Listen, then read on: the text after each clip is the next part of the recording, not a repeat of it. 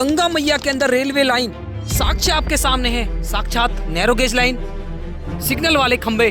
यहाँ पर उन्होंने छोटी छोटी जो ट्रेन है वो चलती भी देखी थी। जब यहाँ पर रेलवे ट्रैक था तो इस साइड में गंगा मैया नहीं थी। कितनी विशाल और कितनी भव्य मूर्ति है माँ गंगा की। यहाँ पर कम से कम 10 से 15 फुट जल रहता है, हमेशा रहता है। जय गंगे मैया। दोस्तों, जैसा कि हम सभी जानते हैं 12 अक्टूबर से हरिद्वार हर की पौड़ी की जलबंदी हो चुकी है ताकि गंगा मैया की साफ सफाई हो सके।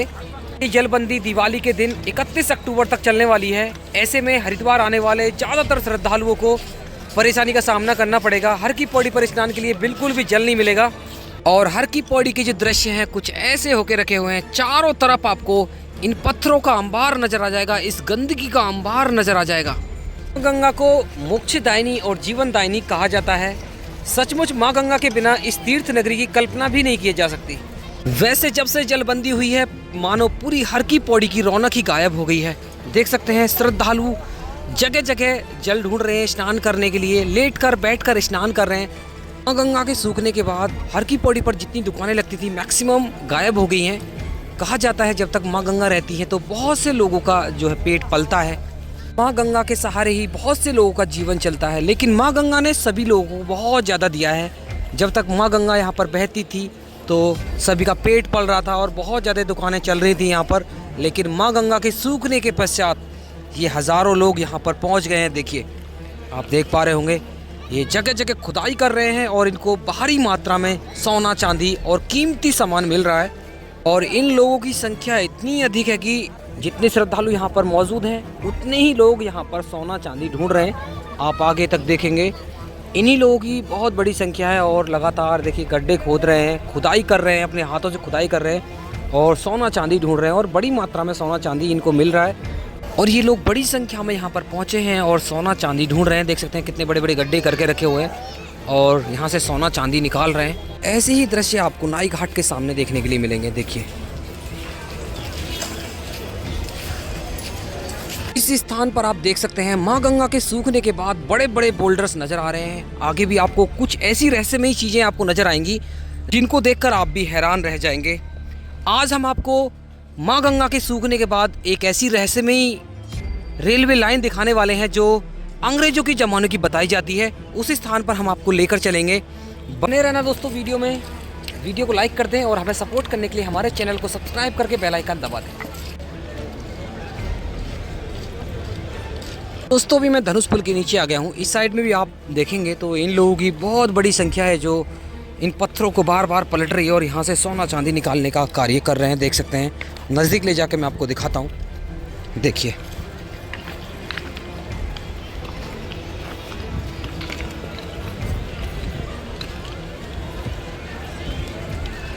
अगर इस स्थान पर भी आप देखेंगे ये इतने बड़े बड़े पत्थर, आगे भी आपको बड़े बड़े पत्थर, बड़े बड़े बोल्डर नजर आएंगे। ये सभी मानसून के दौरान बहकर आते हैं, बड़े प्रेशर के साथ जल आता है और ये बड़े बड़े पत्थर माँ गंगा के साथ बहकर आते हैं। देखिए, इस स्थान पर देखिए हल्का सा जल भरा हुआ है एक गड्ढे में, तो बड़ी संख्या में श्रद्धालु वहाँ पर स्नान कर रहे हैं। और यहाँ भी देख सकते हैं, देखिए ये बड़े बड़े पत्थर और आगे भी बड़े बड़े पत्थर पड़े हुए हैं, इधर भी बड़े बड़े पत्थर हैं। और देखिए कितना बड़ा पिलर ये बहकर आए हैं। मानसून के दौरान बहुत भयंकर वेग के साथ गंगा मैया यहाँ पर बहती है। और जहाँ मैं चल रहा हूँ यहाँ पर कम से कम 10 से 15 फुट जल रहता है, हमेशा रहता है। लेकिन आज मैं यहाँ चल रहा हूँ, शायद आप भी कल्पना नहीं कर पाएंगे कितना भारी जल यहाँ पर बहता है। लेकिन आज मोक्षदायिनी जीवनदायिनी यहाँ से बिल्कुल गायब हो चुकी है। देखिए, हर जगह आपको श्रद्धालु श्रद्धालु नजर आएंगे जो जल ढूंढ रहे हैं स्नान करने के लिए, जल भरने के लिए। देखिए, इस स्थान पर थोड़ा थोड़ा गंगा जल बह रहा है। देख सकते हैं आप यहाँ पर। देखिए हमारी माताएं बहनें कैसे लेट लेट कर स्नान कर रही हैं। ऐसे कुछ हालात हो गए हैं। दोस्तों, अभी मैं पहुँच गया हूँ गंगा मैया की इस विशाल मूर्ति के नीचे। देखिए, यहाँ तक जल चलता था, बिल्कुल ऊपर तक जल चलता था। और हाइट देखिए, इसकी हाइट 40 फीट के आसपास है। अभी मैं और नज़दीक जाऊँगा तो आपको पता चलेगा। देखिए, यहाँ से आप देख पाएंगे, यहाँ पर लिखा हुआ सीधा संत बाबा नागपाल जी ने ये इसका निर्माण कराया था। देखिए कितनी विशाल और कितनी भव्य मूर्ति है माँ गंगा की। देखिए, अगर आप इस साइड में देखेंगे तो ये पूरी हर की पौड़ी है, मुख्य घंटाघर घाट है। और ये पूरा पंदीप ब्रिज है। पंदीप ब्रिज के नीचे आप देखेंगे बांध बना दिया गया है। यहाँ पर 2 दिन लगातार बुलडोजर चले थे और ये पूरा बांध बना दिया गया है। अभी मैं आपको लेकर चल रहा हूँ उसी स्थान पर जहाँ पर अंग्रेजों के ज़माने की रेलवे पटरी दिखाई देती है। यहाँ पर हल्का हल्का जल यहाँ पर बह रहा है। हम इसको धीरे धीरे पार करेंगे। बस इतना ही जल स्नान के लिए मिल रहा है पूरी हर की पौड़ी पर। देखिए कितने रंग बिरंगे पत्थर आपको नजर आ रहे होंगे। देखिए इन्हीं पत्थरों को ढूंढ ढूंढ कर काफी श्रद्धालु अपने साथ लेकर जा रहे हैं। देखिए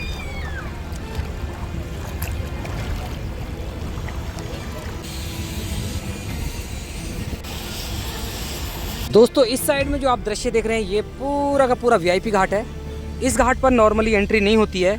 इस घाट पर जाने के लिए आपको परमिशन लेनी होती है या फिर किसी वीआईपी का मूवमेंट होता है तभी यहाँ पर जाते हैं। काफ़ी सुंदर सा घाट है। देखिए इसका भी जो रिपेयर वर्क चल रहा है, जितनी भी रेलिंग है उसको निकाल कर नई रेलिंग लगाई जा रही है। और ऐसे ऐसे जितने भी रिपेयरिंग वर्क हैं, पेंटिंग का कार्य है, सफाई का कार्य है, सभी किए जाएंगे इन्हीं 15-20 दिन के अंदर। और सामने आप देख सकते हैं नेशनल फ्लैग और इसके साइड में आप देख सकते हैं स्वामी विवेकानंद पार्क के अंदर महादेव की विशाल मूर्ति। दोस्तों कमेंट में हर हर महादेव जरूर लिखते रहें।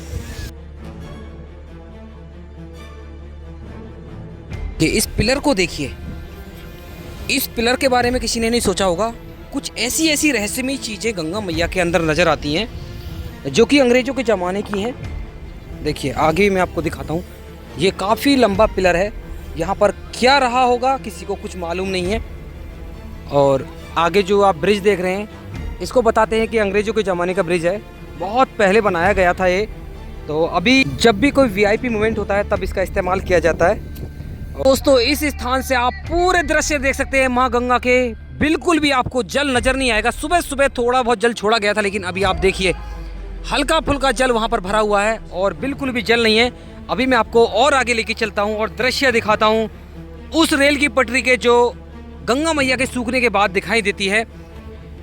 दोस्तों फाइनली मैं उस स्थान पर आ गया हूँ जहाँ पर आपको गंगा मैया के बिल्कुल बीचों बीच रेलवे ट्रैक नज़र आएगा। तो देखिए इस रेलवे ट्रैक को।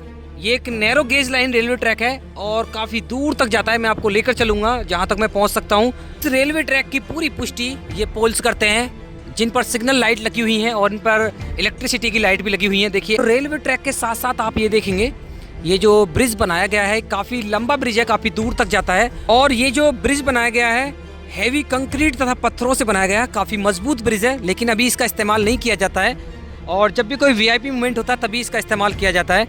बाकी इस साइड में आप देखेंगे तो ये जो है पूरा जो हेड कंट्रोल है, जब भी हर की पौड़ी पर जल की मात्रा अधिक हो जाती है तो ये गेट खोले जाते हैं और इन गेट के द्वारा वापस से जल नीलधारा में छोड़ा जाता है। ऐसा कुछ यहाँ का सिस्टम है। अभी मैं आपको पूरा जो रेलवे ट्रैक है वो दिखाता हूँ।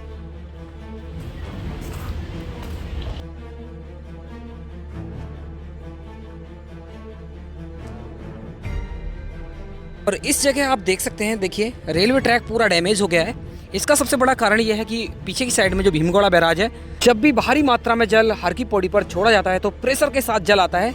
तो ऐसे में भारी भरकम जो बोल्डर्स हैं वो आते हैं और जब बोल्डर्स किसी भी चीज़ से टकराते हैं तो उनको ऐसा ही कर देते हैं। कितना डैमेज कर दिया है, पूरा जो रेलवे ट्रैक है डैमेज हो गया है। अभी मैं आपको और आगे लेके चल रहा हूँ।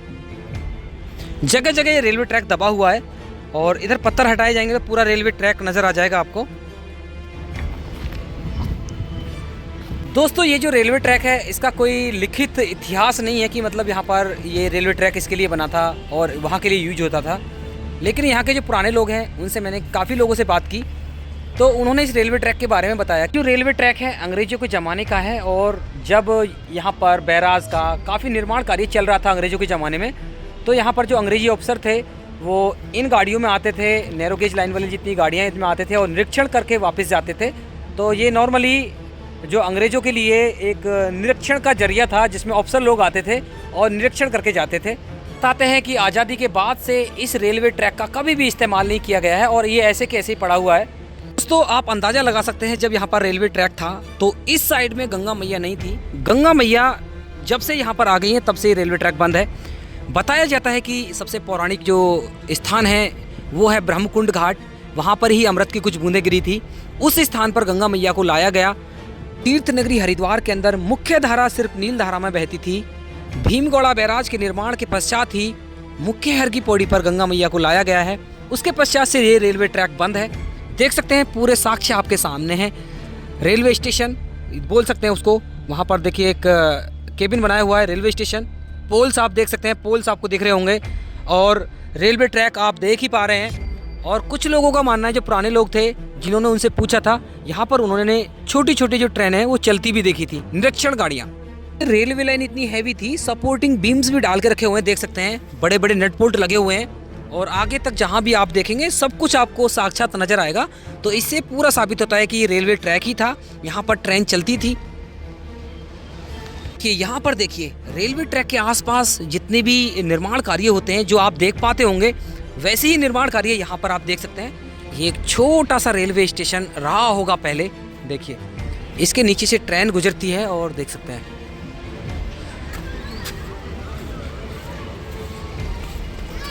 इस पिलर का निर्माण इस रेलवे ट्रैक के ऊपर किया गया है। ये सभी निर्माण जो आप देख रहे हैं ना, ये जितने पोल्स बने हुए हैं, पिलर्स बने हुए हैं, ये सभी 2021 में महाकुंभ से पहले किए गए थे। तो ये तो नया निर्माण है। इसके ऊपर रेलवे ट्रैक के ऊपर इसका निर्माण किया गया है। देख सकते हैं ये आगे तक जाता है, आगे जगह जगह टूटा हुआ भी है।